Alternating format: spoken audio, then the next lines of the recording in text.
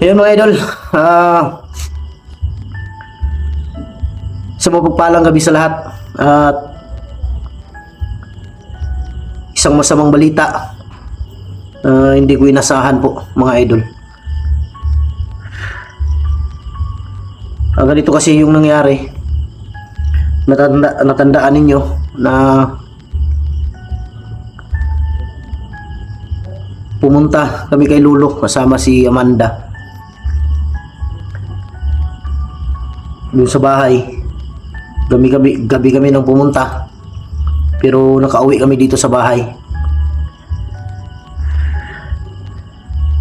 Kanina sana babalik kami doon sa bahay ni Lolo, pero nagpaalam muna ako sa kanya na dito lang muna siya sa bahay dahil ako yung pupunta ng palengke, dahil bibili ako ng bigas at konting grocery para dun sa mga tao na nandun sa bahay ni Lolo nung nakausap ko. Pag alis ko kanina mga idol, banda mga alas 4 ng hapon, hindi inasahan sa aking pagbalik, wala na si Amanda dito sa bahay. Nagtanong ako sa labas, nakita nilang dumaan patungong kanto, patungong highway. Yun lang ang nakita nila. Hindi rin nila tinanong kung saan pupunta, basta diretso-diretso lang daw yung lakad. Sobrang bilis ng paglakad niya, hindi lumilingon, lakad lang ng lakad. Kaya nung pagdating ko kanina nang wala si Amanda, iniwan ko yung binili ko mga idol.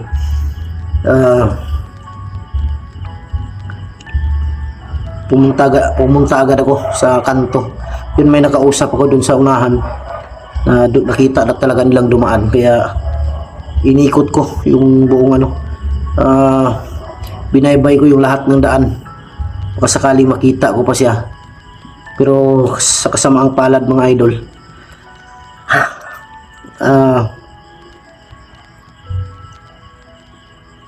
wala talaga, hindi ko na nakita.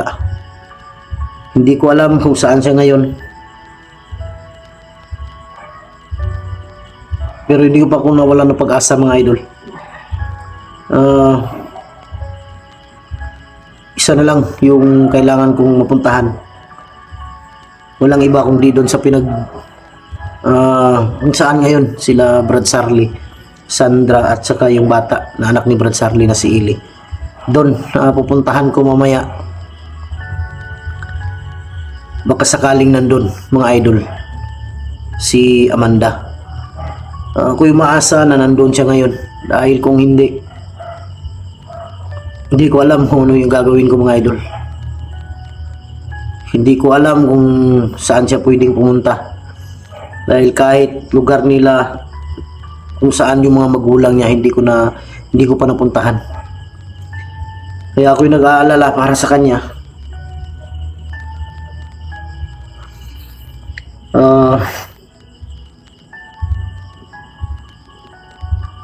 Baka ano nang nangyari sa kay Amanda, kaya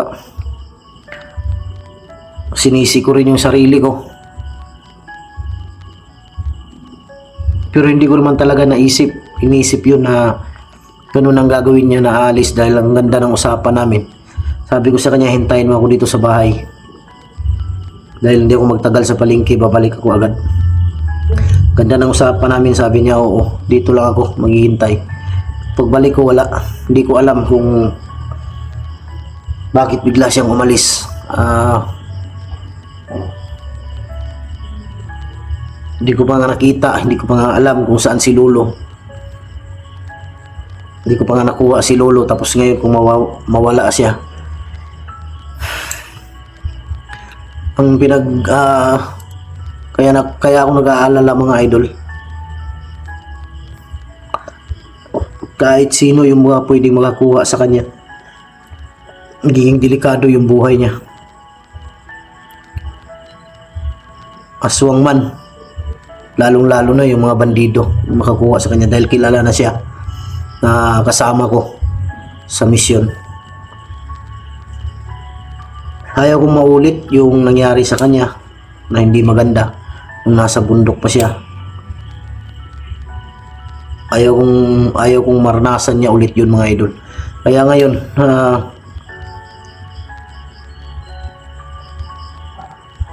babalik ako. Pupuntahan ko yung bahay ni Lolo ngayon. Pero sa tingin ko hindi talaga pupunta yun sa bahay ni Lolo. Isa lang yung iniisip ko dun sa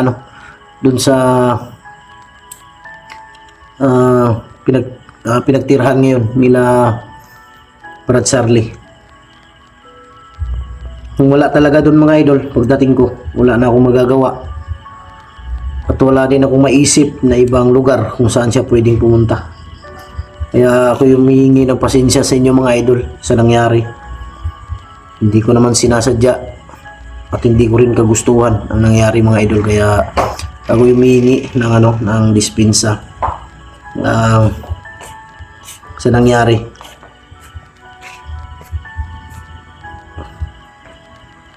Hindi ko lang alam talaga kung bakit siya umalis.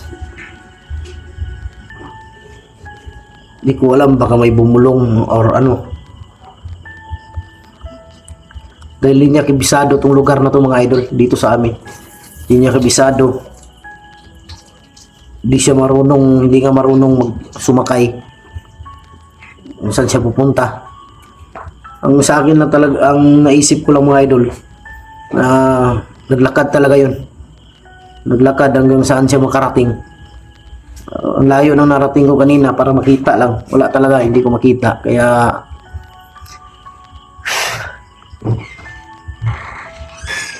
hindi lang sana umulan kanina ng malakas kasi doon kasi papunta doon sa bahay kung saan sila Charlie. Mahirap ang daanan doon, mga idol, lalo na kung maulan. Dahil maliit lang yung daanan, na motor lang yung makakadaan at tao. Mahirap dahil bawat gilid may bangin. Kaya mahirap talaga. Hindi naman masyadong maliit, tama lang, pero delikado dahil madulas yung maputik, madulas yung daan. Hindi ka makapatakbo ng diretso. Kaya hindi na ako nakapunta. Pinahinto ko muna yung ulan bago ako alis ngayon. Sana mabutan ko na kung nandun man. Ulitin ko, ako humihingi ng pasensya sa inyo. Hindi ko talaga inasahan to. Parang naano ako, mga idol, dahil ako yung kasama niya.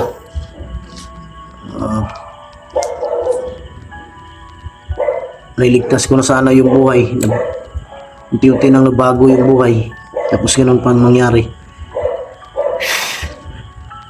Hindi ako mapakali. Hindi ko alam kung wala talaga doon sa kila Charlie.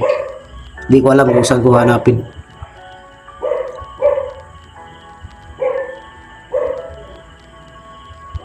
Hindi rin ako mga idol. Kung wala doon, baka doon sa area kung saan kami nakapasok, kung saan kami nagkita ni Charlie, baka nandun. Kaya unahin ko muna doon bago ako didiretso sa bundok kung saan kami nagkita ni Brad Charlie para mahanap kung sakaling wala man. Kaya yun, nag-video lang ako, mga idol, para malaman ninyo na yun ang nangyari. Mabuti pa kasi kung sinama ko na lang sa palengke. Pero ayaw niya kasi sumama. Gusto niya kasi mapaiwan dito sa bahay, kaya iniwan ko na lang para makapunta ako agad ako ng palengke. Yun nga lang, pagbalik ko wala na.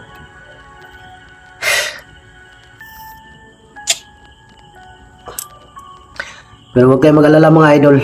Gagawin kong lahat na mahanap si Amanda. Gagawin ko ang lahat. Ah, ng paghahanap. Di ako titigil sa paghahanap sa kanya. Dahil na ano na sa akin yun.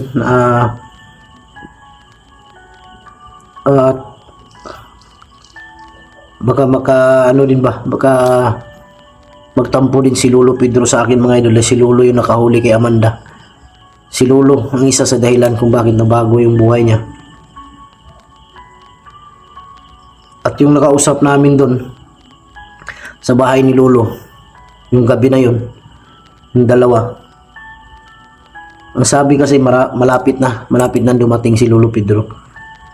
Kaya may waga sa akin yun kung ano yun, anong ibig sabihin, nakatakas ba or hindi ba nabihag si Lolo or may mission lang. Dahil yun ang sinabi na malapit nang dumating si Lolo Pedro, yun ang sinabi niya.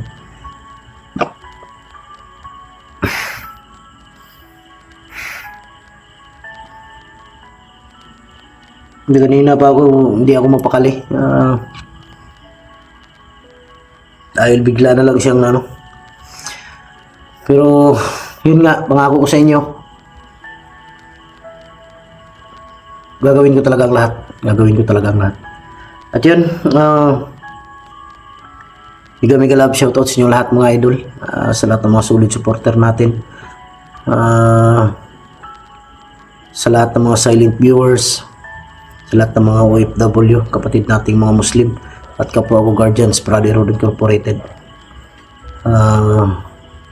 Mega love shoutout sa inyo lahat. Shoutout kay Mary Grace Keverson ng Chicago, kay Ate Bibs Bernas ng LA, kay Ate Mel, Ate Takashi Mercy,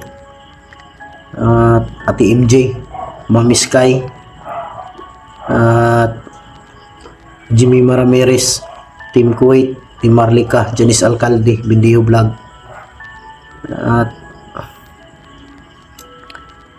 shout out kay Ma'am Shi Tariugsok ng Kilam, di pala, ng Bingkungan, Tagum City. Yan.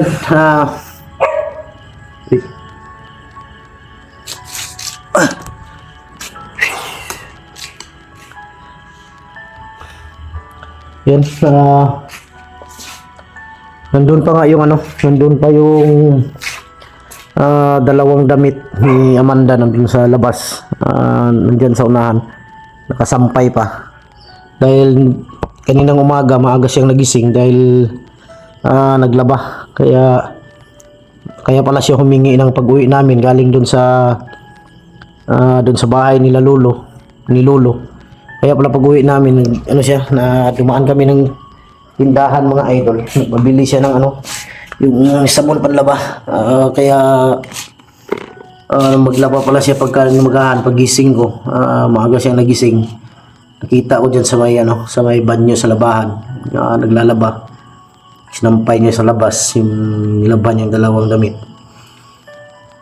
Kaya nung kinahupunan, nagpaalam nga ako dahil pupuntang palengke.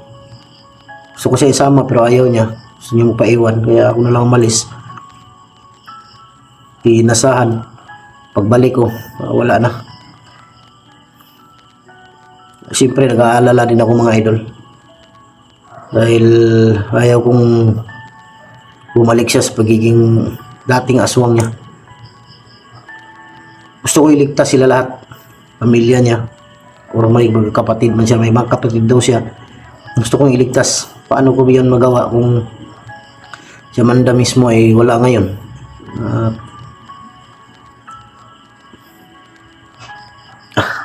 Bigla na lang siyang biglang umalis. Ang inisip ko rin mga idol, baka pumunta si Amanda dun sa lugar nila ba? Lugar ng mga magulang niya. Dahil matagal na panahon na hindi na sila nagkita. Ang problema lang, delikado. Dahil pag once makarating siya doon, yun ang sabi ni Lolo. Pag nakarating si Amanda doon sa lugar nila, pag once makakain na naman yun, ang pagkain na galing doon sa kanila, talagang babalik yung pagiging aswang ni Amanda. Kaya yun ang iniingat-ingatan namin, lolo, na hindi dapat siya makarating dun sa kanila. Kung gusto man niyang pumunta, dapat may kasama. Kundi ako, kundi si lolo. Dahil mapigilan namin siyang wag kumain. Dahil pag once nakakain yun, sigurado ako balik sa pagiging aswang si Amanda. Ayun mga idol, hindi na ako magtagal. Hanggang dito na lang yung video natin. Dahil aalis pa ako mga idol. Kahit gabi na, walang problema sa akin. Importante, malaman ko kung nandun sa pinasarli or wala. Ayun mga idol, pagdasal nyo mga idol na sana ligtas si Amanda at walang masamang nangyari sa kanya, na sana nandun lang siya. Maraming salamat. God bless ating lahat. I love you all.